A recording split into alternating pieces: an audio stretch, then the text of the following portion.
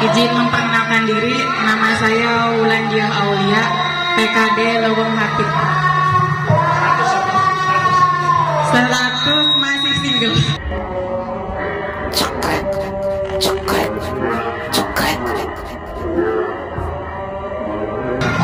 Izin bertanya Pak, apa saja hak, kewajiban, dan larangan sebagai pemantau pemilu?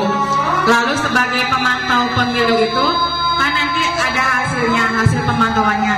Nah itu hasilnya itu dilaporkan dalam bentuk apa dan kepada siapa? Lalu menurut pantauan Bapak sebagai pemantau pemilu, apakah pemilih pemula itu termasuk dalam kategori pemilih pragmatis atau oportunis atau idealis? Terima kasih. Wassalamualaikum warahmatullahi wabarakatuh. Cekrek, cekrek, cekrek.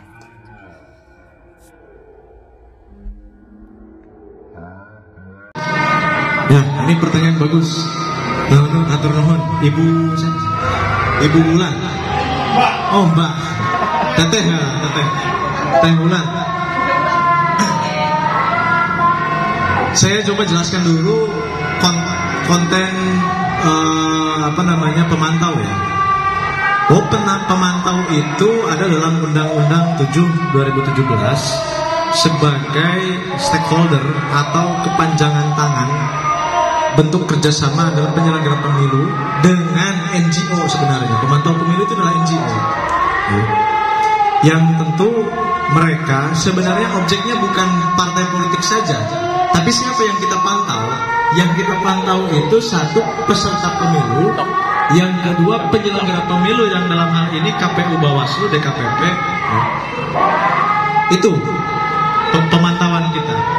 Nah, tugas kami sebagai pemantau pemilu adalah pertama advokasi secara politik yang memang tidak tersampaikan kepada penyelenggara pemilu. Ya. Yang ketiga adalah laporan-laporan yang kemudian tidak bisa ditindaklanjuti kepada penyelenggara pemilu, yang dalam hal ini misalkan penyelenggara pemilu ini mengalami diskresi, mengalami kesulitan untuk membuat sebuah kebijakan, apakah misalkan dalam bentuk pelanggaran, ini pelanggaran atau tidak. Nah itu pemantau pemilu mengupayakan atau mengadvokasi hak seseorang untuk mencapai tujuannya dalam proses pemilihan umum. Nah itu tugas dan wewenang pemantau pemilu. Lalu apa saja yang memang kaitannya objek pemantauan kita terhadap penyelenggara pemilu? Teteh bilang bahwa hasilnya apa setelah ada pemantauan ini. Nah, saya coba masuk. Hasil daripada akumulasi pemantauan pemilu di setiap pemantau pemilu itu menjadi sebuah rujukan bagi penyelenggara pemilu di tingkat pusat, yakni adalah Bawaslu RI, KPU RI, kemudian DKPP. Salah satu pokok-pokok rekomendasi hasil daripada pemantauan kami misalkan adalah tingkat partisipasi masyarakat yang memang minim. Maka lahirlah program-program Bawaslu, KPU yang memang menitik beratkan sosialisasi tingkatan partisipasi masyarakat supaya meningkat.